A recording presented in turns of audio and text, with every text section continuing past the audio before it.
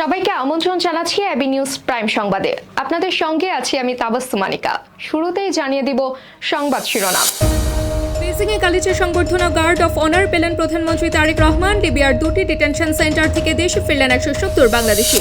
17 বছর পর কার্যকর সংসদে এসেছে বলেন হাফিজ উদ্দিন। বাংলাদেশে ব্যবসা শুরুতে সময় কমিয়ে মাত্র 14 দিনে আনার উদ্যোগ। গাইবান্ধায় শিশুকে ধর্ষণ চেষ্টার অভিযোগে জনতার আগুনে পুড়ল জাফলং রেস্টুরেন্ট। অনলাইন জুয়া এখন ফৌজদারি অপরাধ, জানালেন অর্থমন্ত্রী।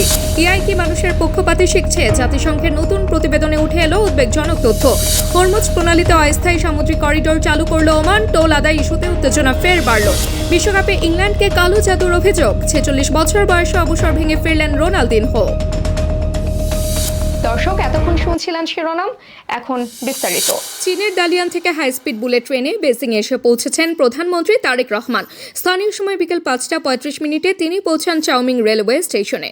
তার সঙ্গে রয়েছেন সহধর্মিনী ডাক্তার জুবাইদা রহমান। স্টেশনে প্রধানমন্ত্রীকে অভ্যর্থনা জানান চীনের জেনারেল অ্যাডমিনিস্ট্রেশন অফ কাস্টমসের মন্ত্রী এবং সিপিসি কমিটির সেক্রেটারি সুন মেইসুন। শিশু কিশোররা প্রধানমন্ত্রী ও তার সহধর্মিনীর হাতে ফুলের তোড়া তুলে দেয়। এরপর চাওমিং স্টেশনে তাদের জন্য সাজানো হয় লাল গালিচা সংবর্ধনা এবং প্রদান করা হয় গার্ড অফ অনার, যা সফরের গুরুত্ব মর্যাদা আরও স্পষ্ট করে। অন্যদিকে লিবিয়ার বেনগাজির গানফুদা ডিটেনশন সেন্টার এবং ত্রিপোলির তাজুরা ডিটেনশন সেন্টার থেকে মুক্তি পেয়ে দেশে ফিরেছেন 170 জন বাংলাদেশি নাগরিক। বুধবার ভোর 5:20 বুড়া কিয়ারের বিশেষ ফ্লাইটে তারা ঢাকায় পৌঁছান। প্রত্যাবাসন প্রক্রিয়াটি সম্পন্ন হয়েছে পররাষ্ট্র মন্ত্রণালয়, লিবিয়ায় অবস্থিত বাংলাদেশ দূতাবাস, প্রবাসী কল্যাণ ও বৈদেশিক কর্মসংস্থান মন্ত্রণালয় এবং আন্তর্জাতিক অভিবাসন সংস্থার ঘনিষ্ঠ সমন্বয়ে। ফেরত আসা বাংলাদেশিদের বেশিরভাগই মানব পাচারকারীদের প্ররোচনায় সমুদ্রপথে অবৈধভাবে ইউরোপ যাওয়ার চেষ্টা করতে গিয়ে লিবিয়ায় আটক হয়েছিলেন। অনেকেই সেখানে অপহরণ, নির্যাতন এবং চাঁদাবাজির শিকার হয়েছেন বলে অভিযোগ করেছেন। বিমানবন্দরে তাদের অভ্যর্থনা জানান সংশ্লিষ্ট মন্ত্রণালয় ও IOM এর কর্মকর্তারা। স্পিকার হাফিজ উদ্দিন আহমেদ বলেছেন, গণমাধ্যমের দায়িত্বশীল কর্মকাণ্ড জাতীয় সংসদকে আরও মহিমান্বিত করবে এবং জনগণের আস্থা আরও বাড়াবে। তার ভাষায়, বাংলাদেশের মানুষ দীর্ঘদিন এমন একটি কার্যকর সংসদের অপেক্ষায় ছিল যা এখন বাস্তবে রূপ নিয়েছে। তিনি মনে করেন, প্রায় 17 বছর পর দেশ একটি সত্যিকারের কার্যকর সংসদ পেয়েছে যা গণতন্ত্রকে শক্তিশালী করবে। বুধবার জাতীয় সংসদের সাংবাদিক লাউঞ্জে বাংলাদেশ পার্লামেন্ট জার্নালিস্ট অ্যাসোসিয়েশন আয়োজিত ফল উৎসব 2026-এ প্রধান অতিথির বক্তব্যে স্পিকার এসব কথা বলেন। 17 বছর পর একটা কার্যকর সংসদ আমরা পেয়েছি। অনভ্যস্ত সংসদ গণতান্ত্রিক বক্তব্য শুনতে অভ্যস্ত নয়, সেজন্য একটু ধৈর্য ধরে অপেক্ষা করতে হবে। আশা করি শীঘ্রই এই অবস্থার অবসান হবে। অন্যদিকে বাংলাদেশে ব্যবসা শুরু করতে দীর্ঘসূত্রতা ও জটিল প্রক্রিয়া কমাতে বড় ধরনের সংস্কার উদ্যোগ নিয়েছে সরকার। বর্তমানে একটি ব্যবসা শুরু থেকে পণ্য আমদানি রপ্তানির পুরো প্রক্রিয়া সম্পন্ন করতে যেখানে প্রায় 355 দিন সময় লাগে, সেটিকে কমিয়ে মাত্র 14 দিনে নামিয়ে আনার পরিকল্পনা নেওয়া হয়েছে। একই সঙ্গে SME খাতকে আরও গতিশীল করার কথা জানিয়েছে শিল্প, বাণিজ্য, বস্ত্র, পাটমন্ত্রী খন্দকার আব্দুল মুক্তাদির। বুধবার ইকোনমিক রিপোর্টার্স ফোরামের সহযোগিতায় এবং SME ফাউন্ডেশনের উদ্যোগে আয়োজিত জাতীয় বাজেট 2026-27 SME খাতের প্রত্যাশা প্রাপ্তি মত বিনিময় সভায় মন্ত্রী এসব কথা বলেন। একটা কোম্পানি তার ব্যবসা শুরুর জন্য তার মেশিনপত্র আমদানির পর্যায়ে যেতে এইটুক লাইসেন্স দেওয়ার জন্য সময়টা 355 দিন থেকে আমরা ইনশাল্লাহ 14 দিনে নামিয়ে নিয়ে আসবো। আর বাদ বাকি লাইসেন্সগুলি তার হয়তো পেতে সময় লাগবে, যেমন ফায়ার লাইসেন্স ইত্যাদি, কিন্তু সেগুলির জন্য ভোগান্তি ব্যতি রেখে একটা স্ট্রাকচার্ড ওয়েতে সে পায়, বিভিন্ন দরজায় তার যাওয়া না লাগে।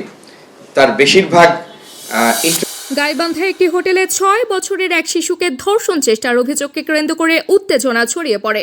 বিক্ষুব্ধ জনতা হোটেলটিতে ভাঙচুর চালিয়ে আগুন ধরিয়ে দেয়। পুলিশ ঘটনাস্থল থেকে অভিযুক্ত কর্মচারী আমির উদ্দিনকে উদ্ধার করে হেফাজতে নিয়েছে। বুধবার দুপুরে সদর উপজেলার খোলাহাটি ইউনিয়নের ভেড়ামারা ব্রিজ সংলগ্ন নদীর তীরের জাফলং রেস্টুরেন্টে এই ঘটনা ঘটে। গাইবান্ধার অতিরিক্ত পুলিশ সুপার শেখ মুত্তাজুল ইসলাম বিষয়টি নিশ্চিত করেছেন। আটক আমির উদ্দিন সদর উপজেলার দারিয়াপুর এলাকার জয়নাল আবেদিনের ছেলে এবং দীর্ঘদিন ধরে ওই রেস্টুরেন্টে কর্মচারী হিসেবে কাজ করছিলেন। অন্যদিকে ডিজিটাল ব্যাটিং ও সংশ্লিষ্ট আর্থিক অপরাধ দমনে সরকার অনলাইন জুয়াকে সরাসরি ফৌজদারি অপরাধ হিসেবে ঘোষণা করেছে। জাতীয় সংসদে তথ্য জানিয়েছেন অর্থমন্ত্রী আমির খসরু মাহমুদ চৌধুরী। বুধবার সংসদে নারায়ণগঞ্জ 4 আসনের এনসিপি দলীয় সদস্য আব্দুল্লাহ আল আমিনের টেবিলে উপস্থাপিত তারকা চিহ্নিত প্রশ্নের জবাবে তিনি এই তথ্য তুলে ধরেন।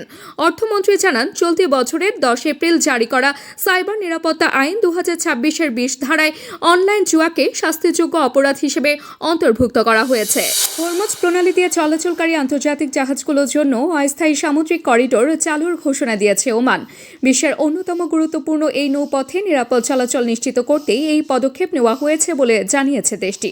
তুরস্কের রাষ্ট্রীয় সংবাদ মাধ্যম আনাদোলু এজেন্সির প্রতিবেদনে বলা হয়েছে, আন্তর্জাতিক ম্যারিটাইম অর্গানাইজেশন IMO এর সঙ্গে সমন্বয় করে করিডোরটি চালু করা হয়েছে।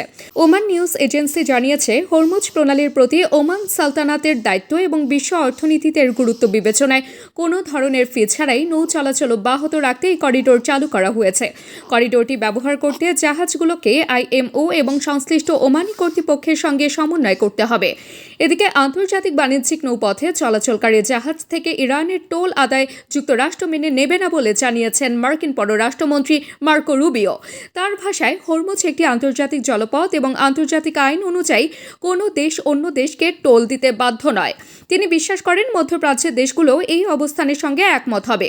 অন্যদিকে সুইজারল্যান্ডে মার্কিন প্রতিনিধিদের সঙ্গে বৈঠক শেষে তেহরানে ফেরার পথে ইরানের পার্লামেন্ট স্পিকার মোহাম্মদ বাঘের কালিফাফ ইরানকে দেওয়া সাক্ষাৎকারে বলেছেন, হরমুজ প্রণালী আর কখনো যুদ্ধের আগের অবস্থায় ফিরবে না। কৃত্রিম বুদ্ধিমত্তা মানুষের চেয়েও বেশি বুদ্ধিমান হয়ে ওঠে এমন আলোচনা এখন প্রতিদিনই শোনা যায়। ইলন মাস্ক সহ প্রযুক্তি দুনিয়ার অনেকেই দাবি করেছেন, কিছু ক্ষেত্রে AI ইতিমধ্যেই মানুষকে ছাড়িয়ে গেছে। কিন্তু জাতিসংঘের নতুন এক প্রতিবেদনে উঠে এসেছে আরও গভীর উদ্বেগ। AI হয়তো মানবজাতির কুৎসিত পক্ষপাতও উত্তরাধিকার সূত্রে পাচ্ছে। জাতিসংঘের লিঙ্গ সমতা ও নারীর ক্ষমতায়ন বিষয়ক সংস্থা UN উইমেন জানিয়েছে, গবেষকরা যখন লার্জ ল্যাঙ্গুয়েজ মডেলগুলোকে লিঙ্গ দিয়ে শুরু হওয়া বাক্য সম্পন্ন করতে বলেন, তখন প্রতি 5টি উত্তরের মধ্যে প্রায় একটি উত্তরেই লিঙ্গ বৈষম্যমূলক বা নারী বিদ্বেষী ছিল।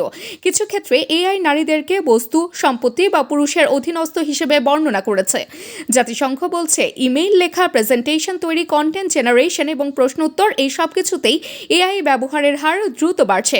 ফলে AI এর ভেতরে থাকা পক্ষপাতমূলক অ্যালগোরিদমগুলো সমাজে বিদ্যমান বৈষম্যকে আরও গভীরভাবে প্রতিষ্ঠা করছে। এটি কোনো প্রযুক্তিগত ত্রুটি নয়, বরং AI ইন্টারনেট থেকে শেখে, যেখানে বহু দশকের গদবাঁধা ধারণার কুসংস্কার এবং বৈষম্য জমা হয়ে আছে। ফুটবল বিশ্বকাপের গ্রুপ পর্বে ইংল্যান্ড ও ঘানার ম্যাচটি খাতায় কলমে একতরফা হওয়ার কথা ছিল, কিন্তু মাঠে দেখা গেল ভিন্ন চিত্র। শক্তিশালী ইংল্যান্ডকে গোলশূন্য ড্রয়ে থামিয়ে দিল আফ্রিকার দল ঘানা। ম্যাচ জুড়ে ইংলিশরা আক্রমণ করলেও গোলের দেখা পেল না। আর সেই ব্যর্থতার পরই আলোচনায় উঠে এসেছে আফ্রিকান ঐতিহ্যবাহী জুজু বা কালো জাদুর গল্প, যার সামাজিক যোগাযোগ মাধ্যমে এখন তুমুল হাস্যরসের জন্ম দিয়েছে।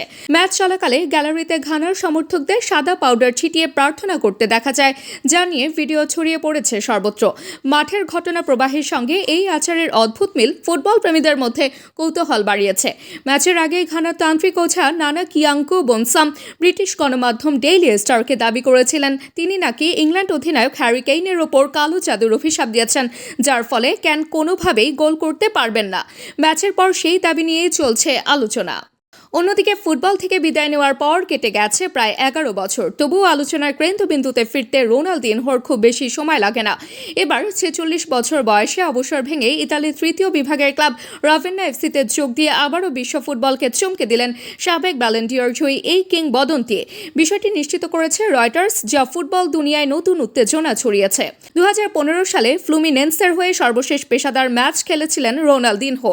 এরপর দীর্ঘ সময় মাঠের বাইরে থাকলেও ফুটবলের প্রতি তার ভালোবাসা যে একটুও কমেনি, রাভেন্নায় যোগ দেওয়ার মধ্য দিয়ে সেটি আবার প্রমাণ করলেন তিনি।